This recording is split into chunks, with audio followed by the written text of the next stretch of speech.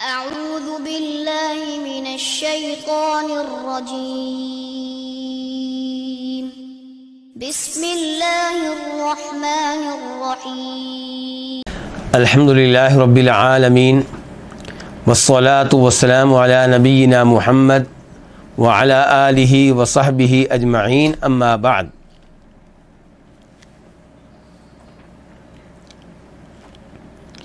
کتاب التوحید امام محمد بن عبد الوہاب رحمہ اللہ کی عظیم الشان تالیف.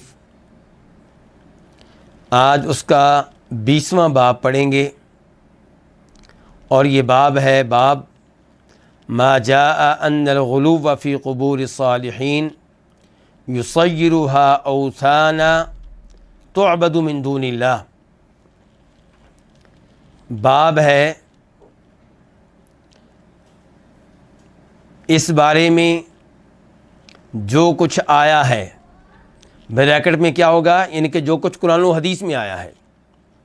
تو باب ہے اس کے بارے میں جو کچھ آیا ہے، یعنی کہ قرآن و حدیث میں کس موضوع پہ؟ اس موضوع پہ کہ ان الغلو فی قبور الصالحین، کہ صالحین نیک لوگوں کی قبروں میں غلو یصیرها، ان قبروں کو بنا دیتا ہے، اوثانن ایسے بت، تعبد من دون اللہ جن کی اللہ کے علاوہ عبادت کی جاتی ہے. سب سے پہلے یہ کہ اس باب کا کیا تعلق ہے گزشتہ ابواب سے. گزشتہ باب سے جو پہلا باب ہے وہاں یہ بتایا گیا تھا کہ شرک کا بہت بڑا سبب ہے غلو، اور پھر جو اس باب سے پہلا باب ہے اس میں اس جانب اشارہ کیا گیا کہ قبروں کے معاملے میں جو غلو ہوتا ہے یہ شرک کا بہت بڑا سبب ہے. یعنی کہ پہلے نمبر پہ سبب کیا ہے؟ غلو. غلو پھر کئی طرح کا ہے. کبھی یہ ہے کہ کسی قبر کے معاملے میں غلو کرنا، کبھی کسی درخت کے معاملے میں غلو کرنا، کبھی خود بیت اللہ کے معاملے میں غلو کرنا، کبھی حجر اسود کے معاملے میں غلو کرنا، اور کبھی یہ ہے کہ شخصیات کے بارے میں غلو کرنا. تو یہاں پہ یہ ہے کہ نیک لوگوں کی قبریں، ان کے بارے میں غلو کرنا. یہ چیز جو ہے، اس غلو کا نتیجہ کیا نکلتا ہے؟ اس غلو کا نتیجہ یہ نکلتا ہے کہ لوگ ان قبروں کو وثن بنا لیتے ہیں، یعنی کہ ایسے بت بنا لیتے ہیں جن کی اللہ کے علاوہ عبادت کی جاتی ہے. وثن کہتے کس کو ہیں؟ ہر وہ چیز جس کی اللہ کے علاوہ عبادت کی جائے وہ وثن ہے. اس کی مورتی ہو یا نہ ہو، وہ جاندار ہو یا بے جان ہو. قبر جو ہے اگر اس کی عبادت کی جا رہی ہے اللہ کے علاوہ تو وہ وثن ہے. کسی درخت کی عبادت کی جا رہی ہے اللہ تعالیٰ کے علاوہ تو وہ وثن ہے. سورج اور چاند میں سے کسی کی عبادت کی جا رہی ہے اللہ تعالیٰ کے علاوہ تو وہ کیا ہے؟ وہ وثن ہے. یاد رہے کہ قبروں کے معاملے میں جو غلو ہوتا ہے وہ حرام ہے، وہ غلط ہے، لیکن ہر غلو شرک نہیں ہے. یہاں پہ احتیاط کرنی چاہیے کہ ان کو، ہمارے سلفی بھائیوں کو، ہمارے اہل حدیث بھائیوں کو، کہ ایسا نہ ہو کہ آپ قبروں کے معاملے میں ہر غلو کرنے والے کو مشرک سمجھیں. قبروں کے معاملے میں ہر غلو غلط ہے، یہ بات صحیح ہے، لیکن ہر غلو شرک نہیں ہے. مثال کے طور پہ ایک شخص قبر والے سے دعا کر رہا ہے، قبر والے سے بیٹا مانگ رہا ہے، قبر والے سے شفا مانگ رہا ہے، قبر والے سے شفاعت کے نام پہ دعا کر رہا ہے، تو وہ کیا کر رہا ہے؟ شرک کر رہا ہے. کیونکہ دعا یہ کیا ہے؟ عبادت ہے. جب یہ دعا آپ نے اللہ کے علاوہ قبر والے سے کی تو شرک ہو گیا. لیکن ایک شخص کسی قبر کے پاس آ کر اللہ تعالیٰ سے دعا کرتا ہے. کس سے دعا کرتا ہے؟ اللہ تعالیٰ سے. اور سمجھتا ہے کہ اس کی قبر کے ارد گرد جو جگہ ہے بڑی بابرکت جگہ ہے، وہاں پہ دعا کروں گا تو اللہ تعالیٰ میری دعا سن لیں گے، قبول کر لیں گے. تو اس کا یہ عمل کیا ہے؟ غلط ہے، بدعت ہے، شرک کی طرف لے جانے والا راستہ ہے، لیکن شرک نہیں ہے. ایسے ہی اگر کوئی آدمی قبروں پہ آ کے پھول رکھتا ہے، اس کا یہ عمل غلط ہے. قبروں پہ چادر چڑھاتا ہے، اس کا یہ عمل غلط ہے. لیکن کیا آپ اس کو شرک قرار دیں گے؟ شرک قرار دینے سے پہلے 1000 بار سوچنا پڑے گا. ہاں، یہ چیزیں شرک کی طرف لے جانے والی ہیں، یہ بات صحیح ہے.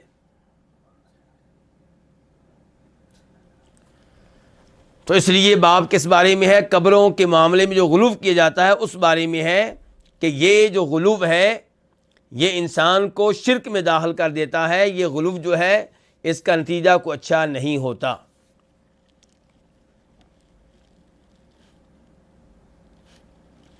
روا مالک فی الموطا، امام محمد بن عبد الوہاب رحمہ اللہ کہتے ہیں امام مالک نے روایت کی موطا میں. موطا امام مالک کی حدیث کی کتاب کا نام ہے. اور یہ صحیح بخاری پہلے لکھی گئی یا موطا امام مالک پہلے لکھی گئی؟ موطا امام مالک پہلے لکھی گئی. کیوں؟ کیونکہ امام مالک امام بخاری کے ہم اثر نہیں ہیں، استاد بھی نہیں ہیں، بلکہ استادوں کے استاد ہیں. تو امام مالک پہلے کے ہیں. امام مالک کے بعد زمانہ آتا ہے امام شافعی کا، امام احمد کا، پھر زمانہ کس کا ہے؟ امام بخاری کا. میں توجہ دلانا چاہتا ہوں آپ کی ایک بات کی طرف. وہ کیا؟ کہ وہ لوگ جن کا احادیث پہ اطمینان نہیں ہے، جن میں انکار حدیث کے جراثیم پائے جاتے ہیں، وہ احادیث پہ اعتراض کرتے ہوئے یہ بات بھی ذکر کرتے ہیں کہ احادیث تو نبی علیہ الصلوۃ والسلام کے دنیا سے چلے جانے کے 250 سال کے بعد لکھی گئیں. تو جو احادیث اتنے عرصے کے بعد لکھی گئی ہیں ان پہ ہم کیسے یقین کر سکتے ہیں؟ ایسا اعتراض کرنے والے عام طور پہ علماء نہیں ہوتے. کون ہوتے ہیں؟ جاہل لوگ ہوتے ہیں. کیونکہ علماء تو جانتے ہیں احادیث کے معاملے میں کتنی احتیاط ہے، کتنی تحقیق کی گئی ہے، اور تحقیق حدیث کا معیار کتنا اونچا ہے، یہ علماء کرام جانتے ہیں. تو وہ ایسی باتیں نہیں کرتے.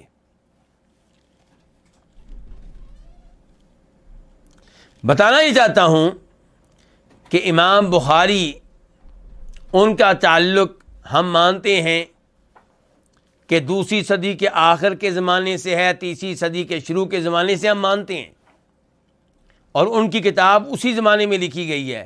لیکن کیا امام بخاری یہ احادیث اپنی جیب سے لے کر آئے ہیں؟ اور کیا امام بخاری سے پہلے یہ احادیث لکھی ہوئی شکل میں موجود نہیں تھیں؟ لکھی ہوئی شکل میں موجود تھیں. موطا امام مالک امام بخاری کی کتاب سے کہیں پہلے کی کتاب ہے. مسند امام احمد امام بخاری کی صحیح بخاری سے پہلے کی کتاب ہے. مصنف ابن ابی شیبہ امام بخاری کی صحیح بخاری سے پہلے کی کتاب ہے. مصنف عبدالرزاق امام بخاری کی صحیح بخاری سے پہلے کی کتاب ہے. بہت سے مجموعے تھے احادیث کے، ایک مجموعہ نہیں تھا. آپ دیکھ لیں امام بخاری کے استاد اسحاق بن راہویہ، ان کی اپنی مسند تھی. اور جناب ابو ہریرہ کا ایک صحیفہ ہے. عبداللہ بن عمر بن عاص خود احادیث لکھا کرتے تھے. تو کہنے کا مطلب یہ ہے کہ احادیث محفوظ ہیں، سیو ہیں، اور بڑی احتیاط کی گئی ہے ان کے معاملے میں. تو جن احادیث کو علماء حدیث نے صحیح قرار دیا وہ شک و شبہ سے بالا تر ہیں، خصوصاً وہ احادیث جو صحیح بخاری اور صحیح مسلم میں آئی ہیں. تو امام مالک یہاں پہ روایت کرتے ہیں اپنی موطا میں کہ ان رسول اللہ صلی اللہ علیہ وسلم قال، کہ بے شک رسول اللہ صلی اللہ علیہ وسلم نے فرمایا. یہاں پہ اس بات کی وضاحت کر دوں کہ امام مالک روایت کرتے ہیں کس سے؟ صحابی کے نام ہمارے ہاں مذکور نہیں ہے. صحابی کا نام ہمارے پاس لکھا ہوا نہیں ہے. تو کون سے صحابی اس کو روایت کر رہے ہیں نبی علیہ الصلوۃ والسلام سے؟ اس کو روایت کر رہے ہیں عطا بن یسار تابی. عطا بن یسار تابی جو ہیں وہ اس حدیث کو روایت کر رہے ہیں. تو یہ حدیث کیا ہوئی؟ مرسل. جس حدیث میں تابی یہ کہے کہ اللہ کے رسول نے یوں کہا، درمیان میں صحابی کا تذکرہ نہ کرے، اس کو مرسل کہا جاتا ہے. اور مرسل حدیث ضعیف ہوتی ہے یا صحیح؟ ضعیف ہوتی ہے، ناقابل اعتبار ہوتی ہے. تو اب یہ حدیث جو ہم پڑھنے لگے ہیں تو پھر کیا یہ ناقابل اعتبار ہے؟ تو گزارش یہ ہے کہ یہ حدیث اس سند کے لحاظ سے جو ہمارے سامنے ہے ضعیف ہے، لیکن چونکہ یہ حدیث دیگر روایات میں بھی آئی ہے تو ان روایات کی وجہ سے اس کو صحیح قرار دیا گیا ہے. اور صحیح قرار دینے والوں میں ایک بڑے امام شیخ البانی رحمہ اللہ ہیں. چنانچہ اس حدیث کو امام بزار، امام ابو یعلا روایت کرتے ہیں مشہور و معروف صحابی جناب ابو ہریرہ رضی اللہ تعالی عنہ سے. تو خلاصہ کلام یہ ہے کہ یہ حدیث کیا ہے؟ صحیح ہے، اگرچہ اس سند کے لحاظ سے صحیح نہیں ہے جو ہمارے سامنے ہے، لیکن اس کی جو دیگر سندیں ہیں، دیگر جو شواہد ہیں، ان کے اعتبار سے یہ کیا ہے؟ یہ صحیح ہے.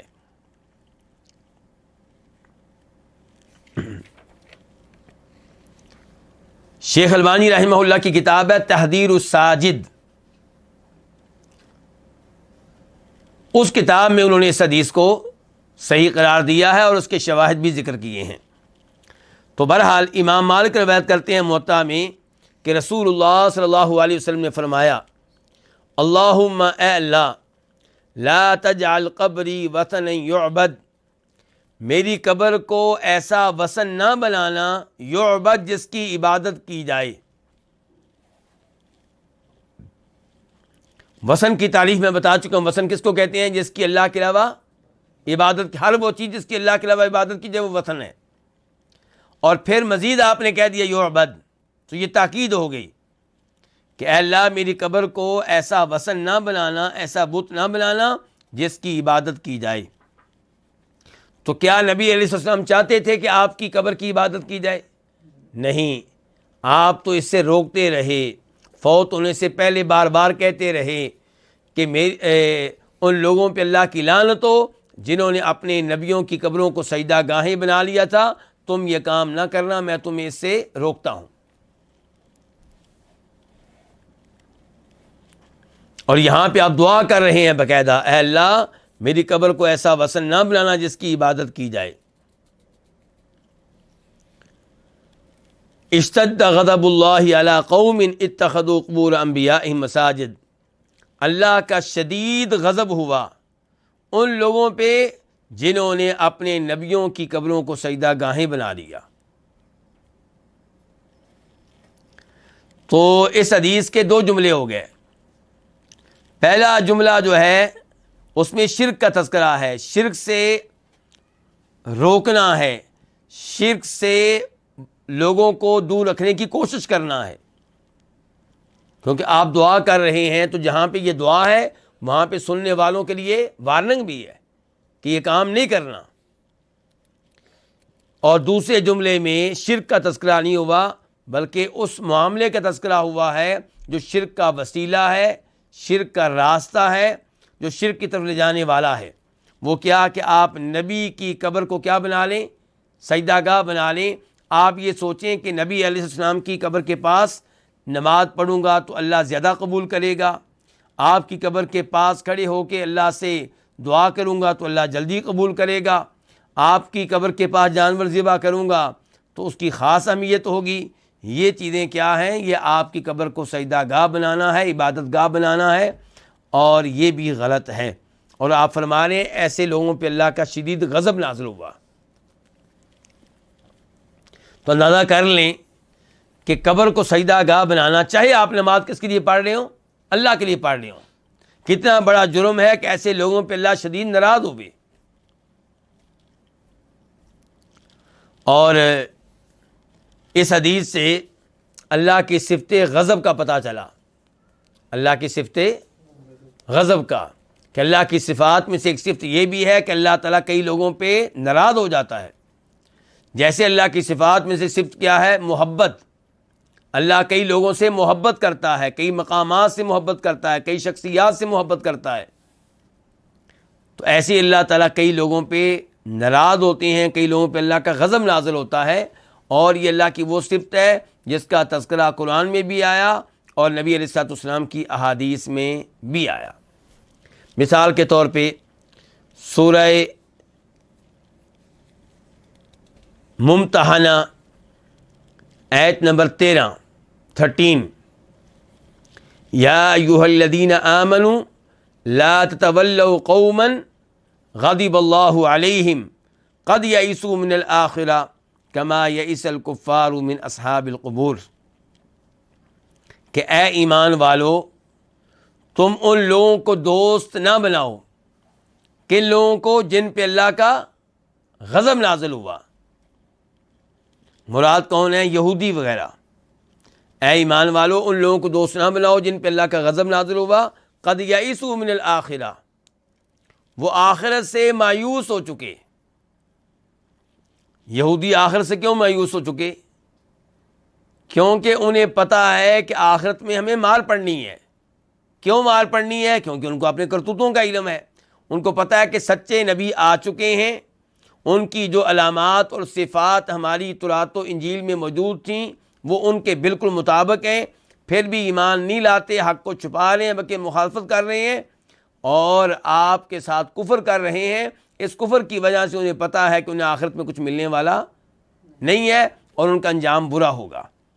تو فرمایا اے ایمان والو تم ان لوگوں کو دوست نہ بناؤ جن پہ اللہ کا غضب نازل ہو چکا، وہ آخرت سے مایوس ہو چکے ہیں، کما یئس الکفار من اصحاب القبور، بالکل ایسے ہی جیسے کافر جو ہیں اصحاب قبور میں سے جو کافر ہیں وہ مایوس ہو چکے ہیں۔ یعنی کہ وہ کافر جو قبروں میں جا چکے وہ مایوس ہو چکے ہیں، کس سے؟ آخرت سے۔ ان کو پتہ ہے کہ قبر میں ان کے ساتھ کیا حشر ہو رہا ہے، تو ان کو آگے بھی کوئی امید خیر کی نہیں ہے، تو ایسے ہی یہ بھی مایوس ہو چکے ہیں۔ تو کہنے کا مطلب یہ ہے کہ یہاں پہ لفظ کیا آیا ہے؟ لا تتولوا قوما غضب اللہ علیہم، ان لوگوں کو دوست نہ بناؤ جن پہ اللہ کا غضب نازل ہوا، جن پہ اللہ ناراض ہو چکے۔ اور اسی سے ملتی جلتی وہ آیت ہے غیر المغضوب علیہم، کہ اے اللہ ہمیں سیدھا راستہ دکھا، اہدنا الصراط المستقیم، صراط الذین انعمت علیہم، راستہ ان لوگوں کا جن پہ تیرا انعام نازل ہوا۔ وہ کون ہیں جی؟ یہ وہ ہیں جن پہ اے اللہ تیرا غضب نازل نہیں ہوا، یہ وہ ہیں جو گمراہ نہیں ہیں۔ تو مغضوب علیہم جو کہا گیا ہے کن کو؟ یہودیوں کو کہا گیا ہے، اور الضالین کن کو کہا گیا ہے؟ عیسائیوں کو کہا گیا ہے۔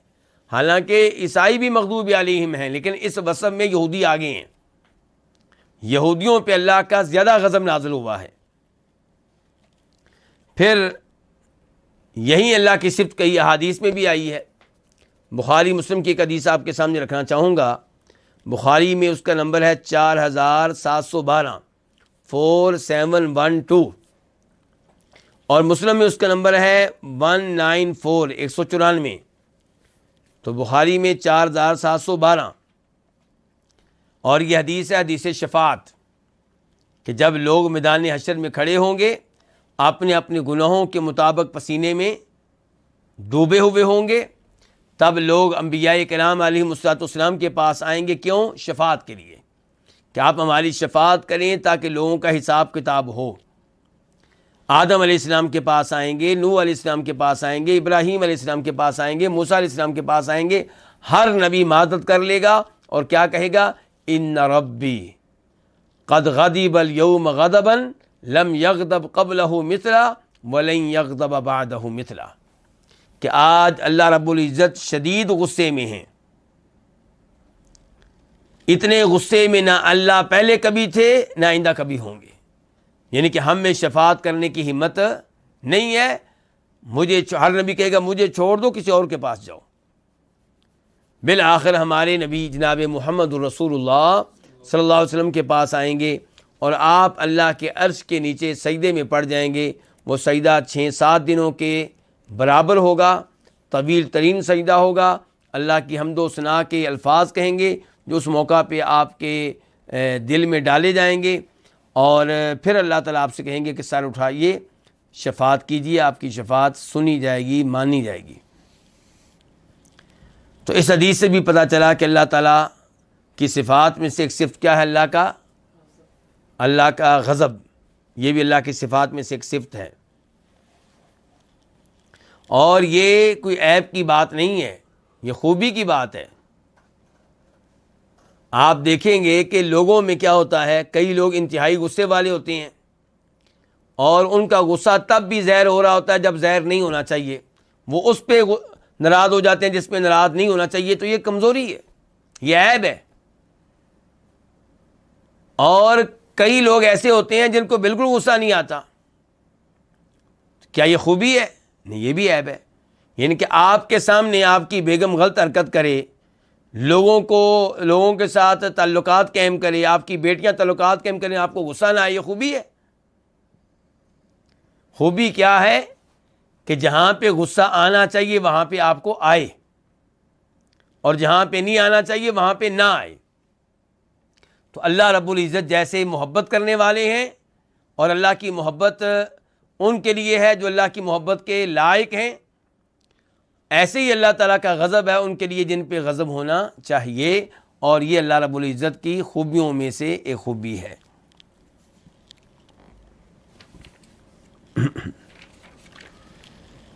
اب یہاں پہ نبی علیہ الصلوۃ والسلام نے کیا کہا ہے کہ اللہ میری قبر کو ایسا وثن نہ بنانا جس کی عبادت کی جائے۔ تو اگر آپ کی قبر کی عبادت شروع ہو گئی تو یہ وہ غلو ہے جو انسان کو کہاں پہنچاتا ہے؟ شرک تک پہنچاتا ہے۔ تو اس سے آپ روک رہے ہیں، اس سے آپ منع کر رہے ہیں، اس سے آپ ڈر رہے ہیں۔ وَلِبْنِ جَرِيرٍ بِسَنَدِهِ عن سفیان عن منصور عن مجاہد، اور امام ابن جریر الطبری کی روایت میں ہے۔ امام ابن جریر طبری کا تذکرہ چونکہ درس میں شاید زیادہ نہیں ہوتا، شاید پہلی دفعہ ہوا کتاب التوحید کے درس میں، تو معلوم ہونا چاہیے کہ یہ تفسیر کے بہت بڑے امام ہیں، یہ تفسیر کے بہت بڑے امام ہیں۔ ان کو امام المفسرین، سید المفسرین کہا جاتا ہے۔ آپ کہہ سکتے ہیں کہ جیسے احادیث کے معاملے میں امام بخاری، امام مسلم کی شہرت ہے، ایسی تفسیر کے معاملے میں امام طبری وغیرہ کی شہرت ہے۔ لیکن یہ ہے کہ امام طبری نے اپنی تفسیر کی کتاب میں یہ اہتمام نہیں کیا کہ جو بھی تفسیر آئے وہ صحیح سند کے ساتھ آئے، کئی ضعیف سندوں کے ساتھ بھی وہ تفسیر لے کر آئے ہیں، لیکن کمال ان کا یہ ہے کہ ہر آیت کے نیچے، ہر آیت کے ہر جملے کے نیچے، ہر جملے کے ہر لفظ کے نیچے اقوال لے کر آتے ہیں، کن کے؟ صحابہ کرام کے، تابعین کے، تبع تابعین کے، اور بعد کے ائمہ کے، اور سند کے ساتھ۔ یہ اہم بات ہے، یعنی کہ کہاں یہ ہے کہ آپ نبی علیہ السلام کی بات کریں اور سند کے ساتھ بیان کریں۔ سند کے بغیر کوئی بھی بات اللہ کے نبی کی طرف منسوب کی جائے تو اس کا کوئی اعتبار نہیں ہے، صلی اللہ علیہ وسلم۔ یعنی کہ امام بخاری کہیں مثال کے طور پہ، حالانکہ امام بخاری پہ ہم کتنا اعتماد کرتے ہیں، کتنی ان سے محبت کرتے ہیں، کتنی ان کو اہمیت دیتے ہیں، لیکن امام بخاری کہیں اللہ کے رسول نے یہ کہا، ہم ان کی بات نہیں مانیں گے۔ ہم کہیں گے امام صاحب آپ تو بہت بعد میں آئے، آپ بتائیں آپ نے یہ حدیث کس سے لی ہے، اپنے استاد کا نام بتائیں، اور آپ کے استاد جنہوں نے یہ حدیث آپ کو بیان کی یہ بتائیں انہوں نے کس سے لی تھی، پھر آپ کو دادا استاد ہیں بتائیں انہوں نے کس سے لی تھی۔ پوری یہ ایک کیا ہے؟ چین ہے، سند ہے، یہ پوری بیان کریں گے تو پھر ہم آپ کی حدیث پہ یقین کریں گے، اور پھر ہم جائزہ بھی لیں گے کہ آپ کے استاد کیسے تھے، کیا وہ اپنے زمانے کے علماء حدیث کی نگاہوں میں قابل اعتماد تھے، آپ کے دادا استاد قابل اعتماد تھے، آپ کے دادا استاد کے جو استاد ہیں وہ قابل اعتماد تھے۔ اگر ان میں سے کوئی بھی ایسا ہوا جو ضعیف ہوا، مشکوک ہوا، تو روایت بھی کیا ہو جائے گی؟ مشکوک ہو جائے گی۔ تو یہ محنتیں ہیں کن کی؟ علماء کرام کی۔ تو ایسے ہی امام طبری جو ہیں وہ تفسیر میں صحابہ کے اقوال، عبداللہ بن عباس کے اقوال، عبداللہ بن عمر کے اقوال، اور پھر کن کے؟ تابعین کے اقوال، امام مجاہد کے اقوال، وہ سند کے ساتھ لے کر آتے ہیں۔ کتنی بڑی بات ہے، اور یہ اعزاز کن کو ہے؟ مسلمانوں کو ہے۔ کیسے مسلمانوں نے علم کو محفوظ کیا ہے، تو یہاں پہ امام طبری کا تذکرہ ہو رہا تھا، تو امام طبری بہت بڑے مفسر ہیں اور ان کی تفسیر بہت سے فوائد سے بھری پڑی ہے، لغت میں بھی بڑے ماہر ہیں، تاریخ کے بھی بہت بڑے امام ہیں، تفسیر کے بہت بڑے امام ہیں، بہت بڑے محدث ہیں، اور ان کی تفسیر کی کتاب تقریباً 26 جلدوں میں ہے، 26 جلدوں میں ان کی تفسیر کی کتاب ہے۔ تو امام ابن جریر الطبری اپنی سند کے ساتھ روایت کرتے ہیں سفیان سے، اور یہاں پہ یہ بھی بتا دوں کہ ایک طبری اور ہیں جو رافضی ہیں، شیعہ ہیں، تو وہ طبری اور ہیں، یہ طبری اور ہیں۔ بسا اوقات کئی لوگوں کو غلط فہمی ہو جاتی ہے، وہ شیعہ طبری کی وجہ سے یہ جو امام طبری ہیں ان کے ساتھ بھی کیا رکھتے ہیں، سوء ظن رکھتے ہیں، ان کے بارے میں بدگمانی رکھتے ہیں۔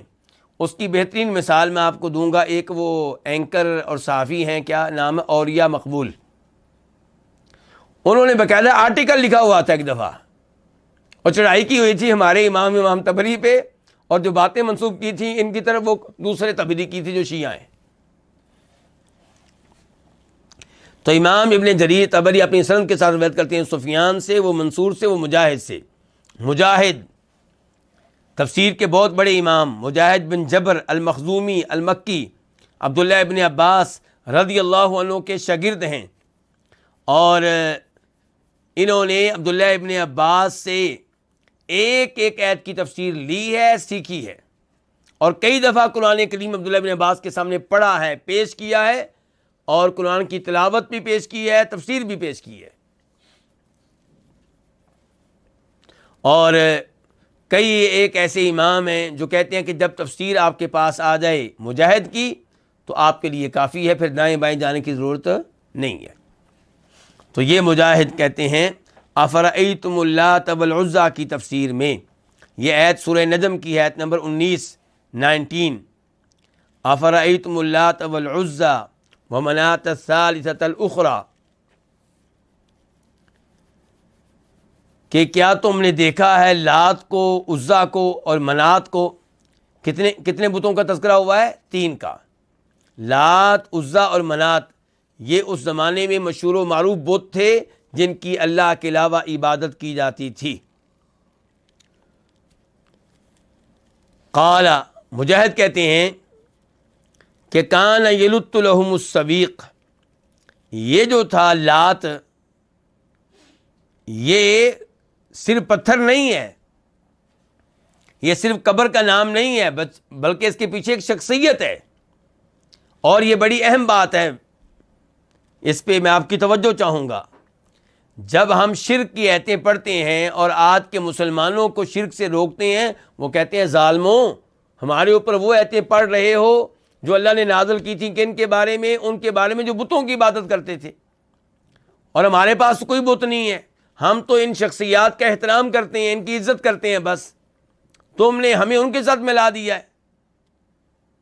وہ بے جان پتھروں کی عبادت کرتے تھے، اور ہم تو یہ بزرگ ہیں، ان کی عزت کرتے ہیں، ان کا احترام کرتے ہیں، ان کو بس مشکل کشا سمجھتے ہیں، حاجت روا سمجھتے ہیں، اور یہ تو اللہ کی عبادت کرنے والے تھے، ان کے اللہ سے بڑے اچھے تعلقات تھے۔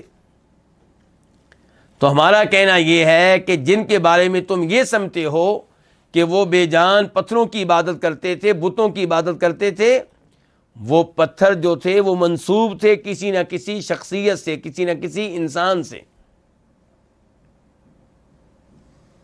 تو یہاں پہ دیکھیے اب لات جو ہے، اس کے پیچھے کون ہے؟ ایک آدمی ہے جو اپنے زمانے میں نیک سمجھا جاتا تھا، جو حاجیوں کی خدمت کرتا تھا، انہیں ستو پلایا کرتا تھا۔ تو مجاہد کہہ رہے ہیں کان یلت لہم السویق، وہ ان کے لیے ستو گھولا کرتا تھا، ستو تیار کیا کرتا تھا۔ فمات، تو فوت ہو گیا، فعکفوا علی قبرہ، تو وہ جم کر بیٹھ گئے اس کی قبر پہ۔ عکفو اعتکاف سے ہے، اعتکاف بھی جم کر بیٹھ جانے کو کہتے ہیں۔ آپ کو پتہ ہے کہ 10 دن اعتکاف کرنے والا مسجد میں جم کر بیٹھ جاتا ہے، مسجد سے باہر نہیں جاتا۔ ایسے ہی کئی لوگ قبروں کے پاس جم کر بیٹھ جاتے ہیں، انہیں کیا کہا جاتا ہے؟ قبروں کے مجاور۔ تو یہ فوت ہو گیا ہے لات، اور وہ لوگ اس کی قبر پہ مجاور بن کر بیٹھ گئے، اور دیکھ لیں قبر پہ مجاور بن کر بیٹھے، اور کل کو پھر کیا شروع ہو گیا؟ یہاں سے شرک شروع ہوا. وہ شرک شروع ہوا جس کو ختم کرنے کے لیے نبی علیہ السلام نے اپنا پورا زور لگایا، لیکن بڑی مشکل سے چند لوگ مکہ والوں میں سے تیار ہوئے. کتنے سالوں میں؟ 13 سالوں میں. پھر آپ حتیٰ کہ آپ کو مکہ چھوڑنا پڑا. یعنی کہ لات کی عبادت پہ اور دیگر بتوں کی عبادت پہ وہ لوگ اتنے پختہ ہو چکے تھے کہ نبی علیہ الصلوۃ والسلام جیسے عظیم انسان جن کو وہ امین مانتے تھے، صادق مانتے تھے، جن کے اخلاق کے وہ معترف تھے، ان کو مکہ چھوڑنا پڑا، مکہ سے نکلنا پڑا. یعنی کہ اپنے بتوں کو چھوڑنے کے لیے تیار نہیں ہوئے، اللہ کے رسول کو انہوں نے مکہ سے نکال دیا.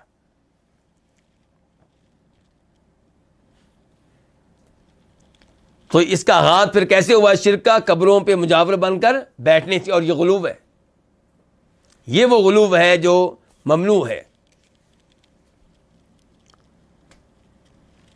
وَكَذَا قال ابو الجوزا، اور اسی طرح ابو الجوزا کہتے ہیں روایت کرتے ہوئے کس سے؟ عبداللہ ابن عباس سے. ابو الجوزا تابعی ہیں، فقہ ہیں. عبداللہ ابن عباس سے روایت کر رہے ہیں کہ کان یلت السویق للحاجی. عبداللہ ابن عباس کہتے ہیں کہ لات حاجیوں کے لیے ستو گھولا کرتا تھا، انہیں ستو پلایا کرتا تھا. عبداللہ ابن عباس کے الفاظ کہاں پہ آئے ہیں؟ صحیح بخاری میں. روایت کا نمبر 4859، 4859. تو عبداللہ ابن عباس نے بھی بتا دیا، ان کے شاگرد مجاہد نے بھی بتا دیا لات کی کیا حقیقت تھی. کہ لات جب زندہ تھا خیر والے کام کیا کرتا تھا، حاجیوں کی خدمت کرتا تھا، انہیں ستو گھول کر پلایا کرتا تھا. تو چونکہ نیک تھا اس لیے ان لوگوں نے ان کی قبر کو کیا بنا لیا؟ بیٹھنے کی جگہ بنا لیا، مجاور بن کے بیٹھ گئے. اور وہاں سے ایسا شرک شروع ہوا کہ جو زور پکڑ گیا، جس کو ختم کرنے کے لیے اللہ کے نبی نے بڑا زور لگایا، لیکن پورے مکہ کو آپ شروع کے 13 سالوں میں ٹھیک نہیں کر سکے، بلکہ آپ کو مکہ چھوڑنا پڑ گیا. اچھا، یہ لات کہاں پہ تھا؟ اس بارے میں امام طبری صحیح سند کے ساتھ روایت کرتے ہیں قتادہ بن دعامہ سدوسی سے کہ اما اللات فکان بطائف. یہ کہاں تھا؟ طائف میں تھا. یعنی کہ لات کی عبادت جو کی جاتی تھی وہ طائف میں کی جاتی تھی. وہاں پہ اس کے یعنی کہ آستانہ آپ کہہ سکتے ہیں، اس کا آستانہ وہاں پہ تھا. وعن ابن عباس رضی اللہ عنہما قال لعن رسول اللہ صلی اللہ علیہ وسلم زائرات القبور والمتخذین علیہ المساجد والسرج. رواہ اہل السنن. عبداللہ ابن عباس سے روایت ہے، وہ کہتے ہیں کہ اللہ کے رسول علیہ السلام نے لعنت کی ہے قبروں کی زیارت کرنے والی عورتوں پہ اور قبروں کو مسجدیں بنانے والوں پہ اور قبروں پہ چراغ رکھنے والوں پہ. روایت کیا اس حدیث کو اصحاب سنن نے. اصحاب سنن کن کو کہتے ہیں؟ ابو داؤد، نسائی، ترمذی، ابن ماجہ. یہ 4 جو حدیث کی کتب ہیں عام طور پہ ان کو کہا جاتا ہے سنن کی کتب. ویسے اور بھی ہیں لیکن زیادہ تر یہ لفظ ان پہ استعمال ہوتا ہے. تو اس کا مطلب ہے اس حدیث کو روایت کرنے والے کون ہیں؟ امام ابن ماجہ ہیں. وہاں پہ اس کا نمبر ہے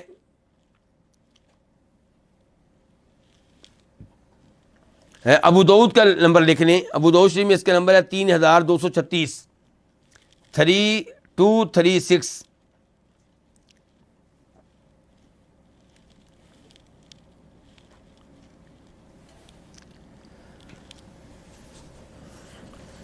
اب سوال یہ ہے کہ یہاں پہ ایک مسئلہ تو یہ آیا اس حدیث میں کہ قبروں کی زیارت کرنے والی عورتوں پہ اللہ کے نبی نے کیا فرمائی ہے؟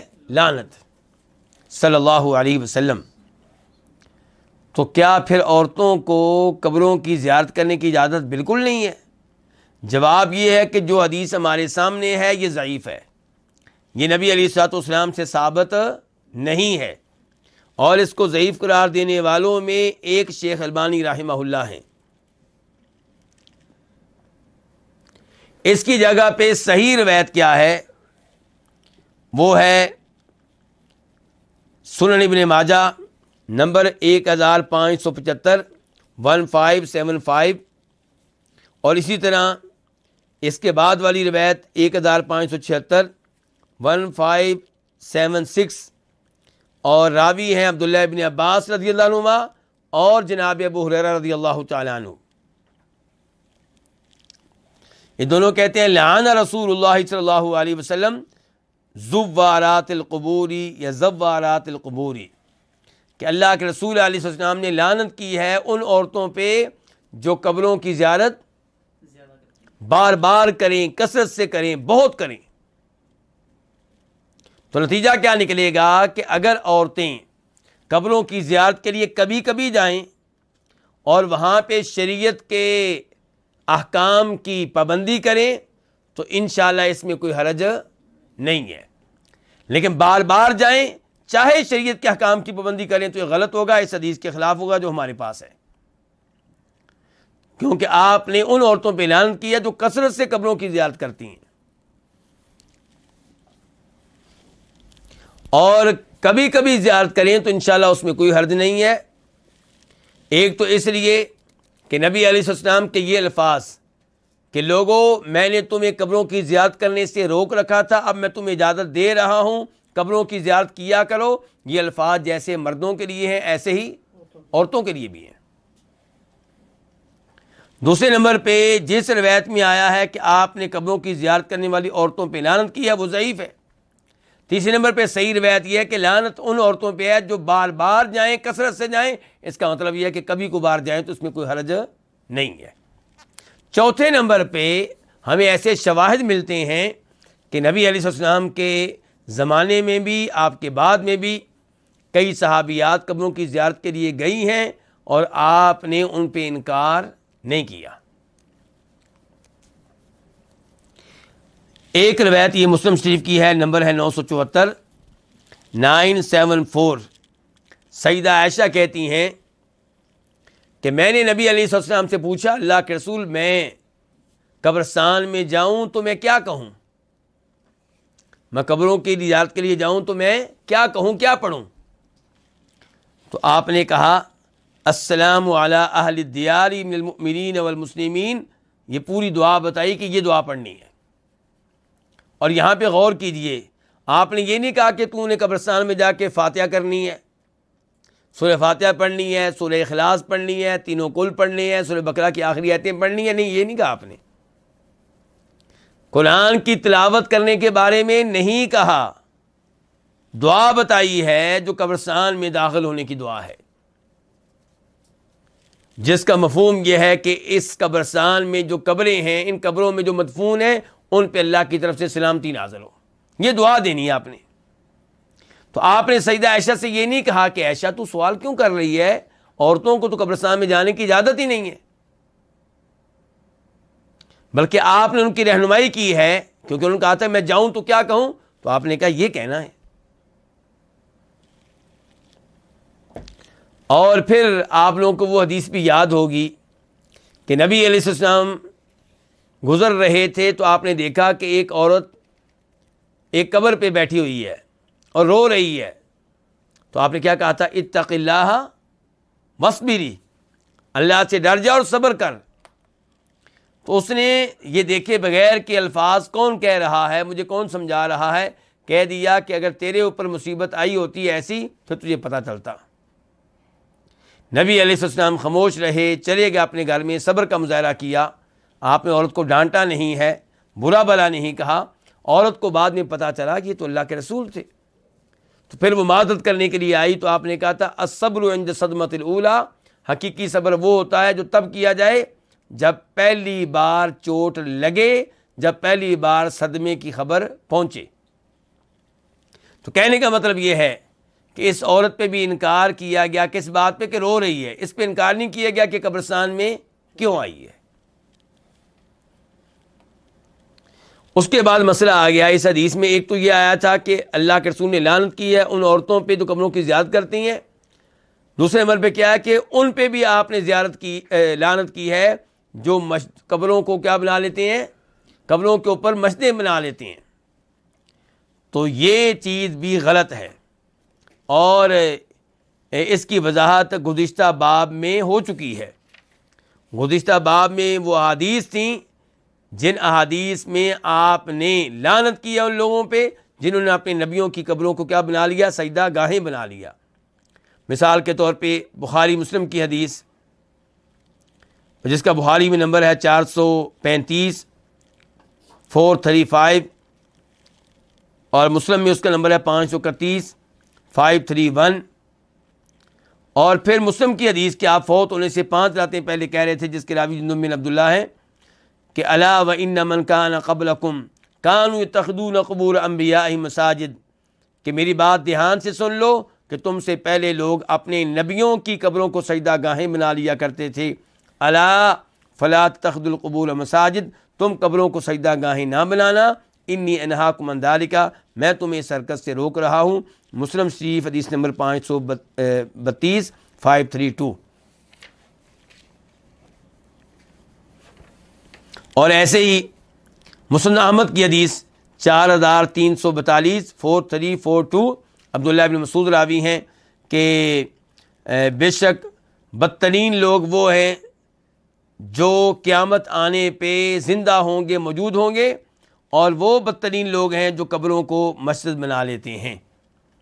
تو کہنے کا مطلب یہ ہے کہ قبروں کو مسجد بنانا، سجدہ گاہیں بنانا، ان پہ باقاعدہ مسجد بنا لینا یا ان کے دائیں بائیں کھڑے ہو کے نماز پڑھنا، عبادت کرنا، یہ وہ جرم ہے جس کے اوپر آپ نے لعنت کی ہے، اور یہ دیگر صحیح احادیث سے ثابت ہے۔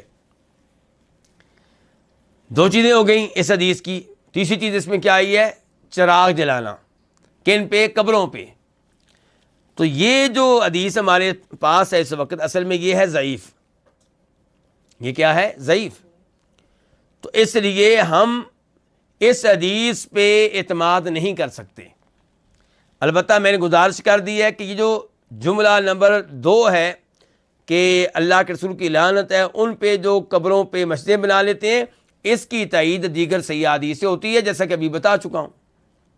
اور جو پہلا حصہ ہے کہ اللہ کے رسول نے لعنت کی قبروں کی زیارت کرنے والی عورتوں پہ، وہ بھی ہم نے کہہ دیا کہ ثابت نہیں ہے، اور صحیح حدیث میں یہ آیا کہ لعنت ان عورتوں پہ ہے جو بار بار اور کثرت سے قبروں کی زیارت کرتی ہیں۔ اب رہ گیا یہ تیسرا جملہ کہ لعنت ان پہ بھی آپ نے کی ہے جو قبروں پہ چراغ جو ہیں وہ جلاتے ہیں۔ تو یہ جملہ چونکہ نہ اس حدیث سے ثابت ہے نہ دیگر حدیث سے ثابت ہے، اس لیے یہ بالکل ضعیف ہے۔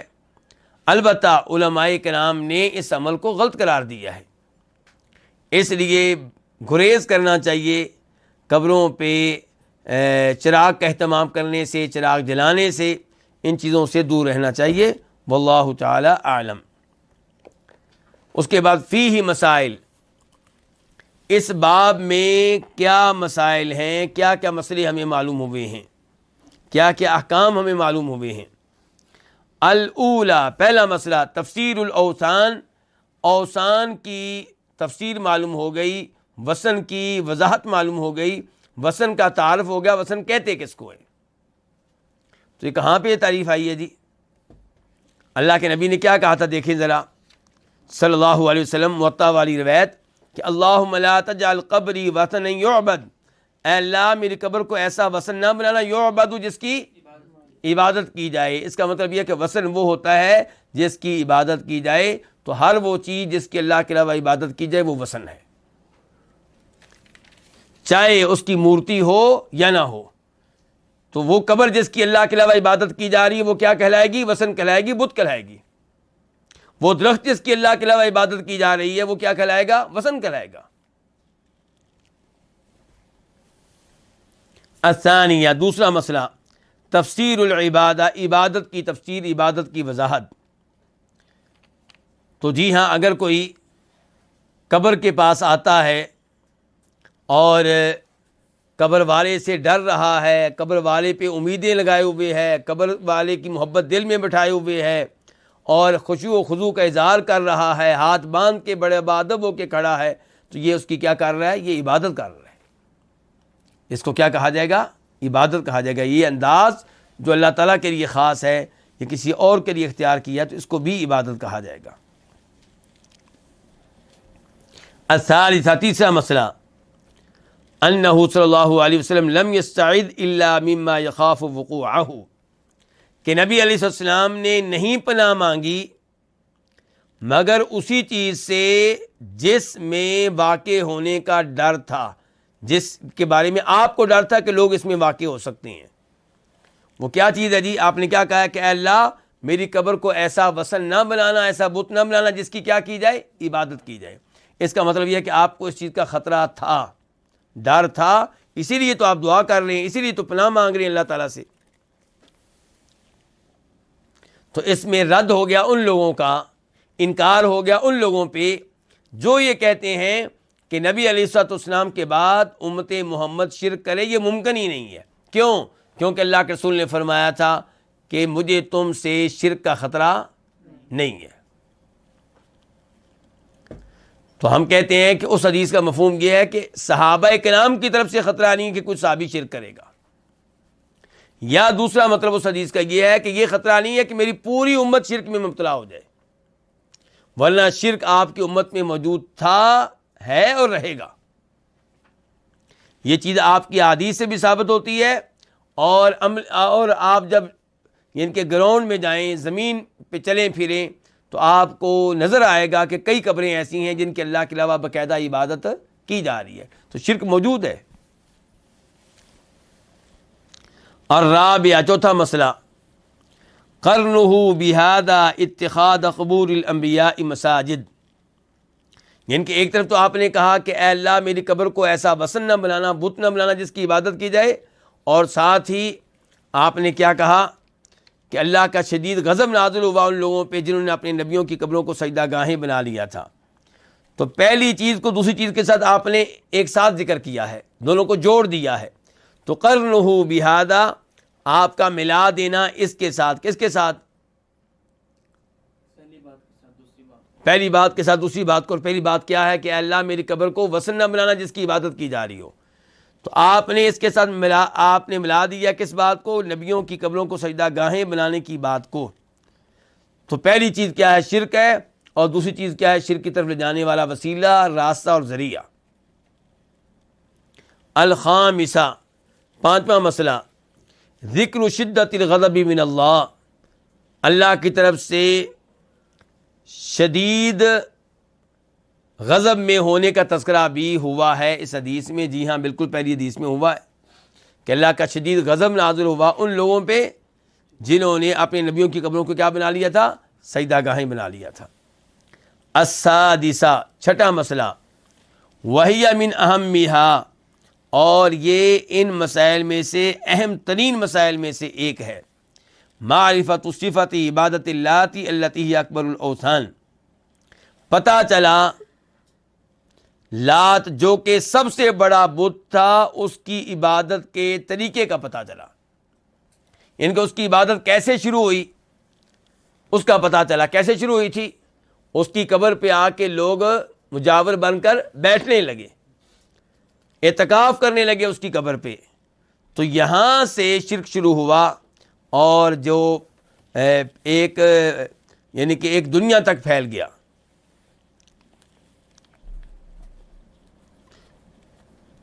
تو جب یہ پتہ چل جائے کہ نبی علیہ السلام کے زمانے میں جن کے اللہ کے علاوہ عبادت کی جاتی تھی کیسے کی جاتی تھی، فائدہ یہ ہوگا کہ آج ہم ایسے کاموں سے بچنے کی کوشش کریں گے جو کام اللہ کے رسول کے زمانے میں اختیار کیے گئے اور ان کو شرک قرار دیا گیا۔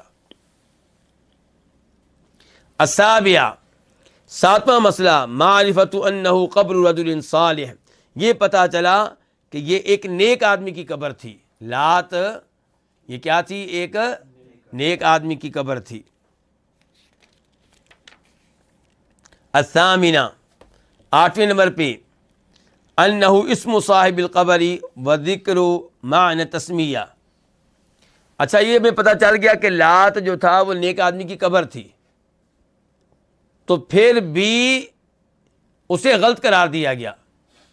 اس کا مطلب یہ ہے کہ یہ نہیں دیکھا جائے گا کہ بزرگ نیک ہیں یا نیک نہیں ہیں، یہ دیکھا جائے گا کہ چاہے وہ نیک ہیں، آپ ان کے معاملے میں، ان کی قبر کے معاملے میں غلو نہیں کر سکتے۔ آٹھواں مسئلہ کیا ہے کہ یہ اسم صاحب القبر، لات جو ہے قبر والے کا نام ہے، اور اس نام کے معنی کا بھی تذکرہ ہو گیا، یعنی کہ پتہ چل گیا کہ لات کس سے ماخوذ ہے؟ لتا یلتو سے. لات لتا یلتو سے کیا ہو گیا؟ اسم فاعل. لات ستو گول کر پلانے والا، تو لات یہاں سے ماخوذ ہے، کس سے؟ لتا یلتو سے، یعنی کہ ستو گول کر پلانے کے عمل سے. اور دوسرا قول یہ ہے کہ لات جو ہے یہ ماخوذ ہے لفظ اللہ سے، اللہ تعالیٰ کے نام سے، یعنی کہ وہ چونکہ جنوں کو اللہ کی بیٹیاں قرار دیتے تھے اور انہوں نے اپنے معبودوں کے نام بھی مؤنث نام رکھے ہوئے تھے، مادہ نام رکھے ہوئے تھے، تو لفظ اللہ سے کیا بنا لیا؟ لات، یعنی کہ لفظ اللہ کے آخر میں کیا لگا لی؟ تا، اور شروع میں وہی اللہ، آخر میں تا آنے سے کیا ہو گیا؟ اللات. تو یہ دوسرے قول کے مطابق لات جو ہے کہاں سے ماخوذ ہے؟ لفظ اللہ سے، اور پہلے قول کے مطابق کس سے ماخوذ ہے؟ لتا یلتو سے.